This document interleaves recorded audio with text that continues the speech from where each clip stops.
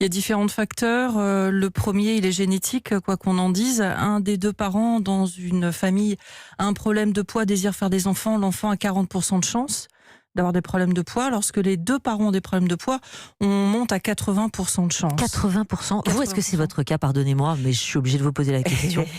Oui, moi j'ai un facteur génétique de par mon père, oui. Oui. Un facteur génétique. Donc vous êtes dans la catégorie des 40%. Vous avez 48 ans, un enfant de 4 ans.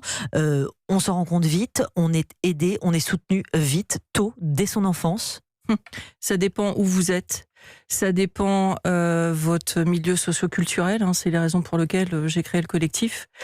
Ça dépend si vous allez chercher l'information, si vous tombez sur les bonnes personnes pour vous donner les informations. On en est encore à ce stade.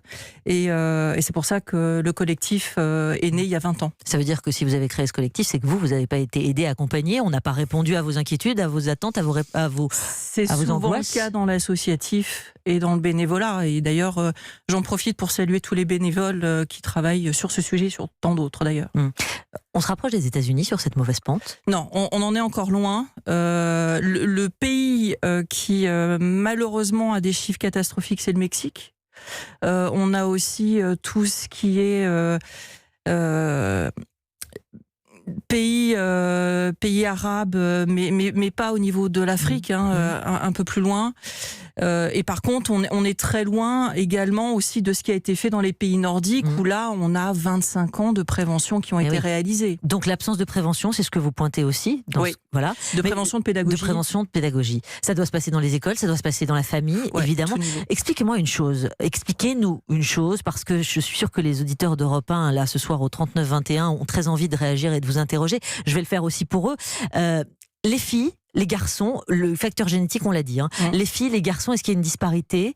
Est-ce que les filles sont plus touchées que les garçons? Et j'allais dire pourquoi s'il y a une différence? Alors métaboliquement parlant, la femme est faite pour procréer. Donc en fait, on a, de par notre génétique, on va garder de la graisse pour pouvoir procréer. Donc ça, c'est bon dans tout le système animal qui existe. Après, il y a aussi, parce que j'écoutais les chiffres que vous avanciez, il y a aussi une chose qui rentre en ligne de compte, c'est comment faire des régimes qui n'ont pas lieu d'être faits, qui sont faits tout seuls, qui sont faits via la télé, qui sont faits via des bouquins et qui, eux, sont des fabricants d'obèses purs et durs. Le corps se souvient de tout, on a des mémoires cellulaires et lorsque vous mettez en route un régime qui n'est pas accompagné par des professionnels de santé, en équipe pluridisciplinaire, vous allez au casse-pipe, assuré. Donc, à bannir les régimes, les publicités, c'est du marketing, ni plus ni moins, ça ne peut faire que du mal aux jeunes. C'est ce qu'on entend dans votre voix. Vous allez maigrir votre compte en banque. D'accord, voilà, le message est clair.